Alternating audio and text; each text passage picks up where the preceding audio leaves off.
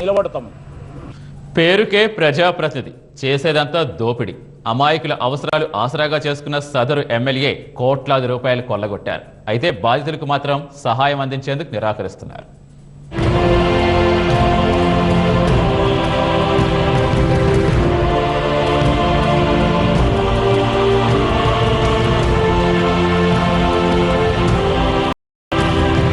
తమ గోడు విన్నవించుకునేందుకు ఎవరైనా ఎమ్మెల్యేల ఇంటికి వెళ్తే సావధానంగా వారి సమస్యను విని దాని పరిష్కారానికి కృషి చేస్తారు. అయితే ఆలేరు ఎమ్మెల్యే భిక్షమయ్య గౌడ్ రూటే వేరు. చూడండి, ఈ వృద్ధ దంపతులు తమ బాధ వినండి మహాప్రభు అంటున్నా ఎంత నిర్లక్ష్యంగా వెళ్లిపోతున్నారో. పెద్దపల్లి భీమారావు దంపతులకు తెలియకుండా వారి పేరు మీద బ్యాంకులో రుణాన్ని తీసుకోవడమే కాకుండా దానిని చెల్లించకపోవడంతో భీమారావు ఇంటిని సీజ్ చేశారు.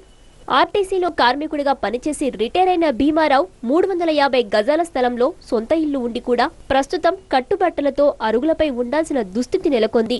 ఎమ్మెల్యే వైఖరిని నిరసిస్తూ తమకు న్యాయం జరిగేంత వరకు కదిలేది లేదని ఉప్పల్లోని ఎమ్మెల్యే ఇంటి వద్ద బైఠాయించారు.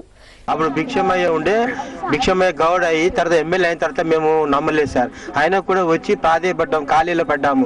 అమ్మా నేను అమౌంట్ ఎప్పుడో కట్టేశాను బ్యాంక్కి, ఒక పూర్ణచంద్రరావు ఉన్నాడు, ఒక సాంబయ్య ఉన్నాడు, వాళ్ళు వస్తారు మీ బ్యాంక్ తీసుకెళ్తారు, అది ఏదో ఉందో మీరు 1 2 లక్షలు ఏదో ఉందో కట్టే, మేము ఒక పైసా ఏం తీసుకోలేదు, ఆ పైసా కూడా మేము ఎక్కడి నుంచి కట్టుకుంటాం సార్. మేము వృద్ధులము, రిటైర్మెంట్ పర్సన్లు మేము.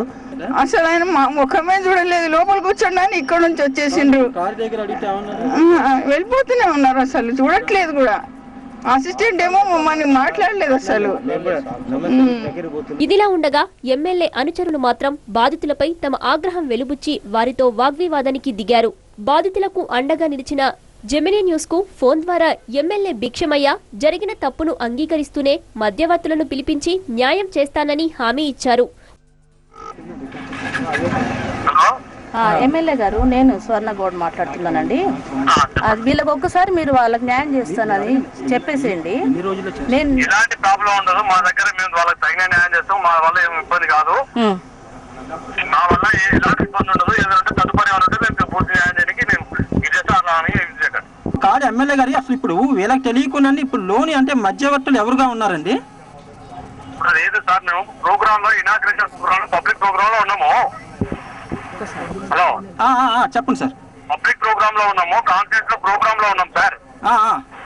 మీకు ఎలాంటి ఏదంటే మా వల్ల ఎలాంటి అన్యాయం జరగదు, ఎవరైతే మధ్యవర్తిలో వాళ్ళని పిలిపించి వాళ్ళకి న్యాయం చేస్తారు చేస్తాం. మరోవైపు స్థానిక నేతలు ఎమ్మెల్యేతో మాట్లాడి న్యాయం జరిగేలా చూస్తామని చెప్పడంతో బాధితులు తాత్కాలికంగా ఆందోళన విరమించారు. జెమినీ వార్తల్లో